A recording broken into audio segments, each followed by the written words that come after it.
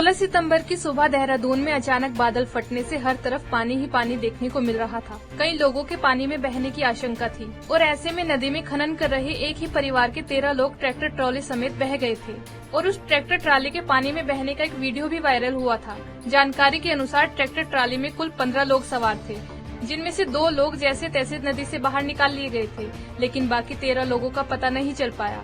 वहीं बीते कल देर शाम हथनीकुंड बैराज पर 2 शव यमुना नदी में फंसे हुए होने की सूचना मिली थी। सूचना मिलते ही पुलिस ने मौके पर पहुंचकर गोताखोरों की मदद से दोनों शवों को नदी से बाहर निकाल लिया, जिसके बाद पहचान के लिए दोनों शवों को यमुना नगर के ट्रॉमा सेंटर की मोर्चरी में रखवा दिया गया। वहीं आज सुबह एक शव की पहचान राजकुमार के रूप में हुई, जो कि मुरादाबाद उत्तर प्रदेश का रहने वाला था और वह अपने परिवार के साथ पहले पलवल और अब देहरादून में खनन का काम करने के लिए आया हुआ था।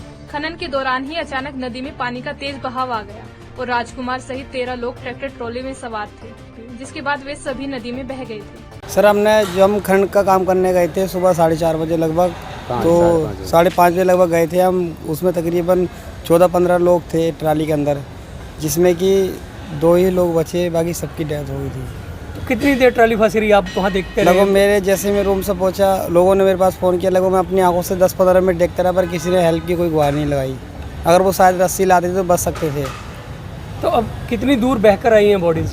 लगभग एक बॉडी मिल रही है 10-15 किलोमीटर, दूसरी 30-40 किलोमीटर। लगभग ये लास्ट जो बॉडी मिली है हमारे भाई की, लगभग ये 70-80 किलोमीटर दूर आकर मिली है।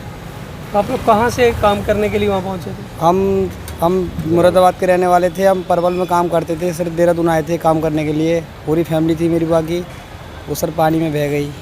जब बादल फटा तो पूरा परिवार बह गया? पूरा परिवार बह गया और गाँव की 9 लोग थे हमारे गाँव के। मेरे फैमिली से 5 बंदे थे।